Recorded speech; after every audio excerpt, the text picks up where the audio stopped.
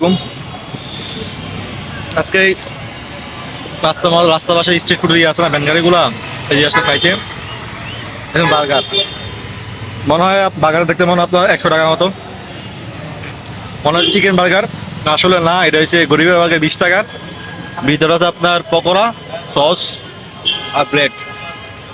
গরিবের যারা খাইতে চান খাবেন এমনি, সেই মজা।